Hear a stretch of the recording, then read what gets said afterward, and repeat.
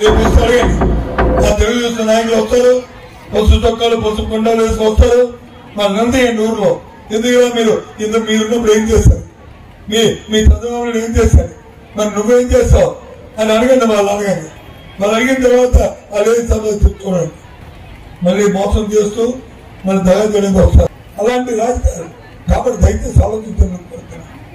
ఏదో వచ్చేసి ఒకదమ్ముడు చెప్పేసి అసలు అసహ్యంగా చిన్న పెద్ద లేకుండా వాళ్ళు నోటుకొచ్చిన మాటలు మాట్లాడుతూ వెళ్ళిపోతుంటుంటే ఇది సమంజసమా వ్యవస్థలను అడుగుతున్నాను. విషయం కూడా మాట్లాడాల్సిన అవసరం ఉంది. ఇందాక చెప్పినట్టుగా మీటింగ్ ఏదో పెట్టుకుని ఒక విషయం అన్నారంట, అది నా చెవుట్లో పడ్డం అనేది జరిగింది. కొంతమంది యువ నాయకులు వస్తున్నారు, కండువాలు కప్పుకుంటున్నారు, వాళ్ళ వయసుకు తగ్గ మాటలు మాట్లాడట్లేదు, అగౌరవంగా మాట్లాడుతున్నారని చెప్పి ఆయన చెప్పుకోవడం అనేది జరిగిందంట. బొత్స సత్యనారాయణ గారు, ఈ సందర్భంగా నేను మాట్లాడుతూ ఉన్నాను. నేను ఎప్పుడు అగౌరవంగా మీ గురించి మాట్లాడాను? మిమ్మల్ని నిలదీయడం నా తప్ప, మీరు చేసిన అవినీతి ప్రజలందరికీ చెప్పడం తప్ప, మీరు మద్యంలో అవినీతి చేయలేదా? మీరు రోడ్ల మీద పర్సంటేజీలు తీసుకోలేదా? మీరు పెద్ద పరిశ్రమల శాఖ మంత్రి కింద ఒక్క పరిశ్రమైనా చీపురు పనికి తీసుకున్నా లేదో అని ప్రశ్నించడం నా తప్ప, మీరు హౌసింగ్ శాఖ మంత్రి కింద కొన్ని వేల కోట్లు కాజేశారు అని చెప్పి ప్రజలకు తెలియజేయడం నా తప్ప, ఈ రోజున విద్యాశాఖ మంత్రిగా ఆంధ్ర రాష్ట్రంలో విద్యను సర్వనాశేశారని చెప్పడం నా తప్ప. అలాగే ఇంకొక విషయం, బలరాం గారు ఇంకొక మాట్లాడడం అనేది జరిగింది. మేము కాపు నాయకులం, బీసీ నాయకులం అని చెప్పి చెప్పుకుంటున్నారు బయటికి వెళ్ళి. అయ్యా, మీరందరికీ కూడా ముఖ్యంగా బొత్స సత్యనారాయణ గారికి, వైకాపా నాయకుడికి ఒకటి అడుగుతా ఉన్నాను.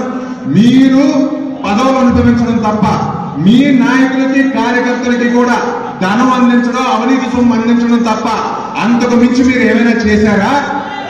ఈ రోజు తెలుగుదేశం పార్టీలో ఉన్నది కూడా బీసీలే కదా.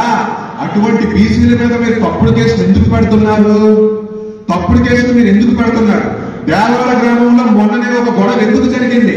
కేపాలవలస గ్రామంలో రైతులు విత్తనాలు తెచ్చుకున్నా కేసు పెట్టించేద్దామని చెప్పి మీరు ఎందుకు చూశారు? గొర్రెల మండలం చింతలపేట గ్రామంలో 7 సెంట్లు దాక్కుందామని వెళ్తే ఇటువంటి మహిళలతో అడ్డుపడితే వాళ్ళందరినీ మీరు ఎందుకు అరెస్ట్ చేయించారు?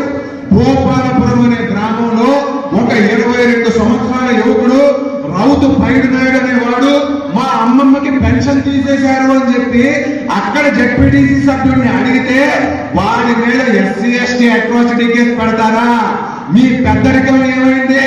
మీ పెద్దరికం నాడుగా ఏమైంది? వీటన్నిటి మీద కూడా మేము పోరాడుతూనే ఉంటాం. ప్రజలకి అందుబాటులో ఉండేవాడే నిజమైన నాయకుడు. ప్రజలకి అన్ని రకాల అభివృద్ధి చేసి చూపించేవాడే